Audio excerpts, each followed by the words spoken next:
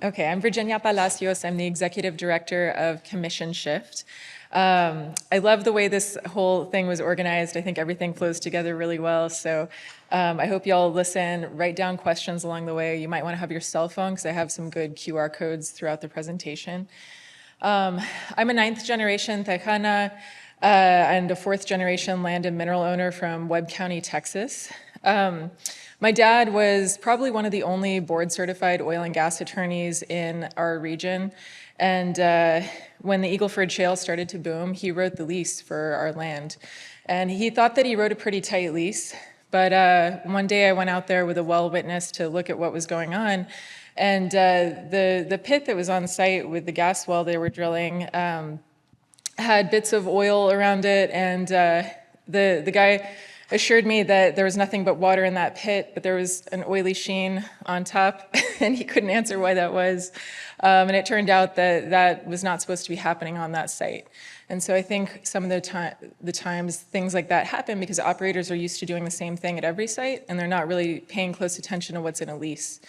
And I'm telling you this story because I think we can't rely on mineral owners to just get a good lease every time. We got to have good rules that apply across the board everywhere so that we can ensure that groundwater is protected everywhere.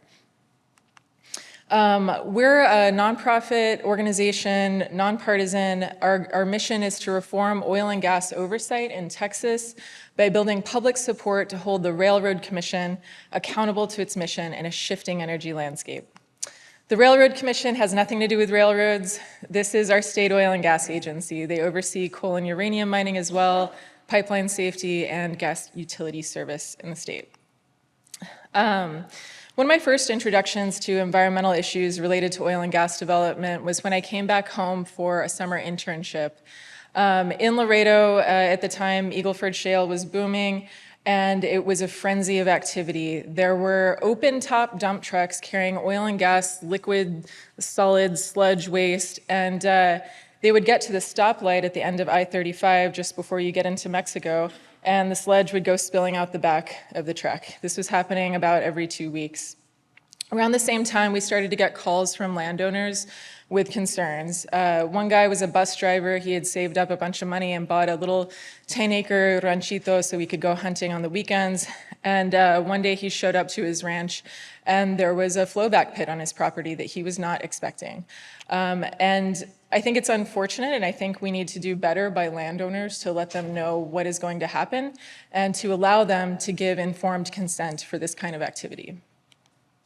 So there's a rulemaking happening right now, and now is the time for y'all to get involved and let the Railroad Commission know what you think about these kinds of pits. Let them know about issues that you've had with pits in your district and ways that they can improve the rules on waste pits, commercial recycling, and water protection. If you go to their proposed rules page, you can just go to the Chapter 4 drop-down menu right there, and you'll be able to download the rule. It is a huge rule. It's 313 pages. The comment period just opened on Thursday, and the deadline is September 30th. That's probably not enough time, so I'm going to give you some information later where you can write the commission and ask for a comment deadline extension. It is really important that you participate. So what we're talking about here is 2 separate oil and gas rule sections. They're both pretty big.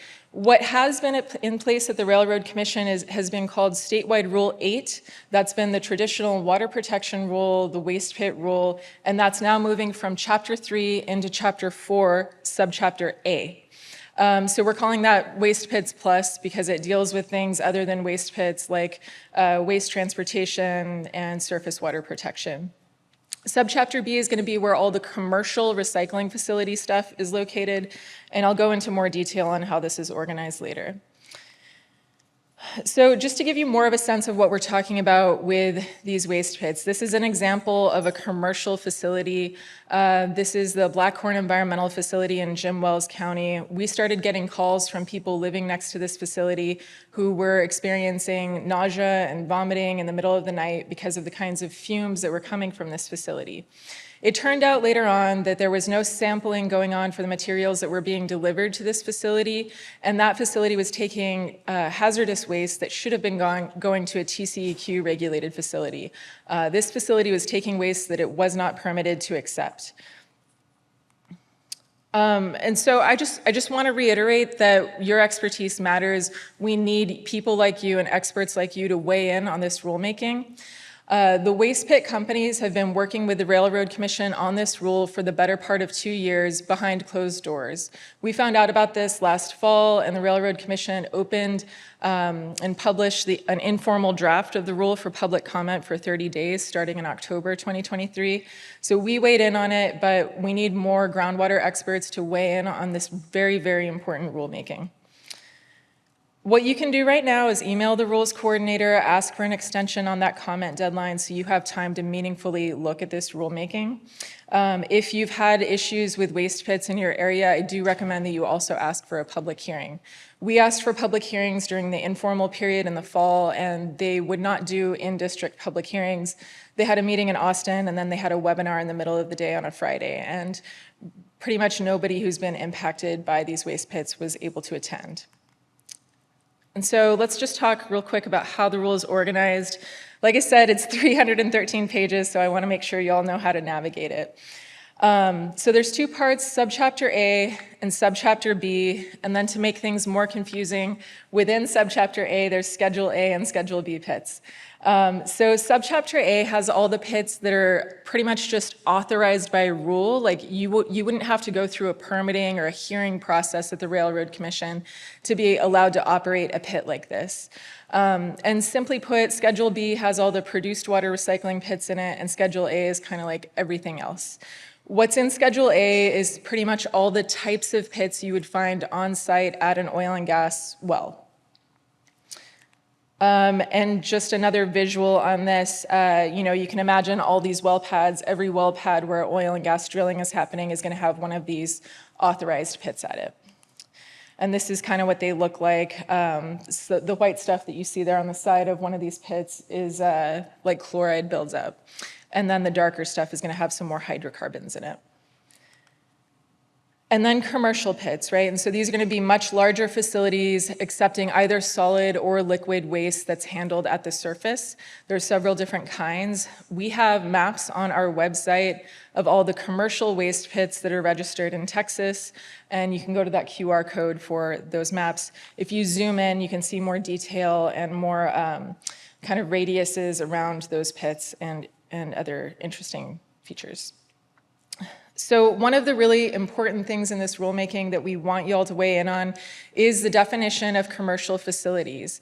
It used to be that any facility that was taking waste as a part of a business transaction was considered commercial, but this new definition makes it so that only facilities whose primary business purpose is to go through these transactions is considered commercial and will have to do commercial things. And so there can be situations where you have an oil and gas exploration and production company whose primary business is drilling and producing oil and gas wells, but they also happen to have a waste pit business on the side, and they're accepting waste from other operators, but they won't have to comply with commercial standards, even though they're functionally the same as another company whose primary business purpose is doing the exact same thing. And so that's a real problem, and we want to see that corrected. Okay. Within subchapter A, there are different tiers of which divisions apply to certain types of pits. So division 4 is requirements for any permitted waste management operation that will apply to commercial facilities, permitted pits, land farming and land treating facilities, and reclamation plants. Land farming facilities primarily handle water-based drilling fluids and some other associated fluids that are going to come out of a well. And in that case, they're allowing operators to till those materials into soil. Land treating is going to be oil-based drilling fluids and more oily substances, and again, being allowed to till those into soil. Reclamation plants are where you would recover oil from some of the solids and be able to resell that oil. Within the permitted pits division, those pits will also have to comply with Division 5 if they match that definition of a commercial facility. So if it's their primary business purpose to accept that waste. Reclamation plants also have to comply with the commercial facility requirements and permitted pit requirements. Okay, the rest of subchapter A, there's a section on miscellaneous permits. I do want to get feedback from y'all on what you think about these types of permits. There is this broad section on pilot programs. We're not sure if it's restrictive enough or if it has the right boundaries on it, so it would be great to get y'all's feedback on that. We're not going to talk through Division 10 too much today on waste transportation, but that's another important factor, as are the surface water protection standards. Okay, and then subchapter B looks at commercial recycling facilities. This primarily considers commercial recycling facilities based on how long they will be storing the waste, whether they're mobile or stationary, and whether the waste is solid or liquid. On-lease commercial recycling facilities will be for solid waste only. These can be mobile, they can stay in place less than 1 year, and all the materials are basically going to be stored in authorized pits, so there won't be permitting for some of the pits where that storage is taking place. Off-lease facilities can be liquid or solid, but they're pretty much always considered to be mobile. And stationary facilities do tend to have the higher restrictions and more things that they have to do to remain safe. Okay, the next part of subchapter B is this issue of the beneficial use of drill cuttings. Commissioner Wright has a permit for one of these facilities that will treat drill cuttings, and we found some correspondence between him and TxDOT from 2021 where he's trying to figure out a way to use these drill cuttings as road base. TxDOT had responded to him and said, no, we think there's too much BTEX, too many VOCs in this material, and it's not safe to use as road base. But he has proceeded to get TxDOT to go through a whole process to study the use of treated drill cuttings and ways that it can be made safe enough to use as road base. So this rule has a way for treated drill cuttings to be used on oil and gas lease roads or on county roads, which make up 45% of the roads in the state. And there's also a way to use these treated drill cuttings as base for construction fills. So you could see this material end up in a subdivision. Okay, now we'll get into some of the technical stuff. When we think about how to permit and design pits, some of the important things include setbacks from public areas like residences, hospitals, and churches, the lateral distance from a water well, or the vertical distance from an aquifer. We're also thinking about liners and ways to prevent fluids from leaching. Freeboard is another concept we'll talk about. There are some parts of this rule that actually require verification that the facility was built as it was said it was built in the permit, but that only applies to commercial facilities and not everything else. One of the good new things in this rule is that authorized pits will have to be registered, so we'll get lat long on those pits and some other identifying information. We don't have any information about pits that are authorized by rule at this point. Some of the highlights on the setback data, this rule again, 313 pages, we did our best to distill. Pretty much every facility is going to have to be outside of the 100-year floodplain. Most pits will have to be 300 feet from a domestic or an irrigation well. There are some exceptions. Again, most pits must be 500 feet from a public water system intake or 300 feet from surface water. And importantly, produced water recycling pits cannot be on a barrier island or on a public beach or 500 feet from a public area. Public area is a term that is only used with respect to produced water recycling pits, but in some parts of subchapter B for the commercial recycling facilities, we see references to distances required from residences, churches, or hospitals. So there's some inconsistency in the terminology used throughout the rule. And then finally, importantly, there are no setbacks for reserve or completion of workover pits that are used on site at an oil and gas well. And so those can be any lateral distance from a water well or a residence, and that is concerning. We believe that setbacks should be measured from the property boundary, not the pit, and that they should be much longer than what we're seeing in the rule right now. You can have problems that reach out beyond 1,000 feet and impact people. Some of our other concerns are that there are exceptions allowed for permitted pits and reclamation plants throughout the rule, and we know that the Railroad Commission generously grants exceptions. We see this with venting and flaring rule permits. We see this with extensions on the deadline for plugging an inactive well. So it's common for them to go ahead and grant those exceptions. So we can assume that they will be granted. And for most pits, there's no restrictions on that vertical distance from the bottom of the pit to the presence of groundwater. In some cases, there's an expectation that there be at least 100 feet. But even in those cases, that distance can be waived as long as there's a geosynthetic clay liner. Okay. Moving on to liners, they generally are not even required if the groundwater is deeper than 50 feet. And there, again, are exceptions that are allowed for permitted pits and reclamation plants. When it comes to commercial recycling, we do see more detailed technical specifications for the stationary fluid recycling facilities, but not the solid facilities. And for all other commercial recycling pits, that geosynthetic clay liner is allowed if groundwater is within 100 feet. With freeboard requirements, we're just talking about that lip from the top of the berm of the pit down to where rainfall is expected to come up to in the pit. And so this is good. This is a more detailed requirement than has been in the rule in the past, and it's required for most facilities. Again, not required for any pits that are authorized by rule, and also not required for commercial solid waste recycling facilities. Okay, some other considerations that we have during operation include groundwater quality monitoring and soil monitoring. Under waste hauling, the one thing that I did want to note is that there is, the Railroad Commission is indicating that they are going to develop an electronic reporting system for waste haulers, and that once they develop that within a year, waste haulers will be expected to use that on a regular basis for their record keeping and reporting. So that's a good improvement. Oh, and the other thing with waste hauling is that there is more information in this rulemaking that will be required for out-of-state loads, so we'll be able to track where the waste is coming from. With groundwater monitoring, again, no monitoring required for authorized pits.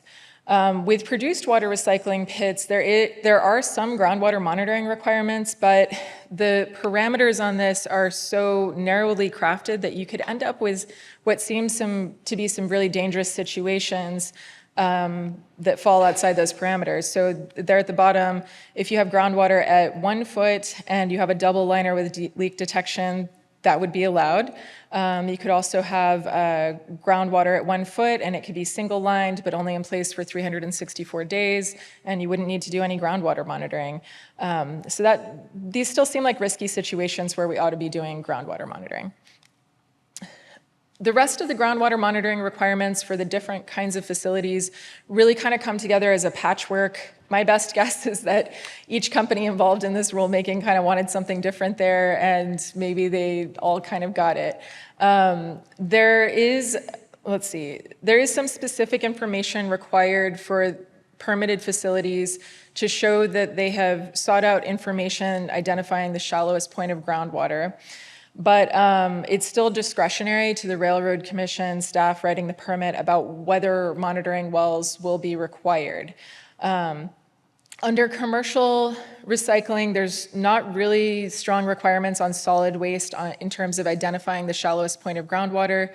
For the fluid facilities, we do see more specific detail that is better than in the other cases about providing information on where the depth of groundwater is. And then with the stationary solid facilities, we do see more detailed analyte sampling requirements, but there's no requirement to sample for norm or metals. At the end of life of these facilities, there's more financial assurance requirements for non-commercial fluid recycling pits and produced water recycling facilities. These are the same thing. And then one thing that I noticed after I put these slides together was that in the commercial pits section, they are going to have to do a calculation for the cost of closing the facility, and that will have to be a part of their performance bond that they put up. And so there are some pretty detailed requirements in there for commercial facilities only. So if a facility doesn't meet that definition of a commercial facility, again, if it's not their primary business purpose, they can get around that performance bond but still be creating the same kind of risk for groundwater quality. In closure and monitoring, we haven't gone through this part as thoroughly at this point, but we're noticing again that it's kind of inconsistent what the requirements are depending on the facility, and ultimately it's up to the permit writer. Next is public participation. This is an important part of the rulemaking. For the authorized pits, there's no notice requirements. For permitted operations, we have an extension from 15 to 30 days. This is a good update to the rule. So landowners who receive notice have 30 days from the date the notice was sent to them to respond to it and try to get party status in that case. And this will have to go out to surface owners, adjacent owners, and surface owners within 500 feet of the boundary. If the facility is within city limits, then it'll have to go to the city clerk also. And commercial facilities will also have to publish in the newspaper. This is just a map showing that 500-foot boundary. Still seems low to us because a lot of people living next to these facilities wouldn't be included in that notice. And then again, for commercial recycling, there's no notice requirement for an on-lease solid waste recycling facility, but all other commercial facilities will have to notify surface owners within a half-mile of the fence line. And it's unclear why the commission chose a half-mile for commercial facilities, but only 500 feet for non-commercial or non-recycling facilities. We'd like to see it be a mile across the board. We'd also like to see online posting of notice or a way to sign up to a subscription notice list, and definitely multilingual information available. In my neck of the woods, a lot of people speak Spanish. It's their primary language, even if they're a US citizen, even if they're 5 generations. And lastly, just want to reiterate, it's so important to allow landowners to consent to this stuff. We only see written permission from the surface owners required in 2 cases, and generally not for any other facilities. That's my nephew on that slide. He came out to visit one time on the ranch. We have very sandy soil on the surface, and he was like making snow angels in the sand and having a blast.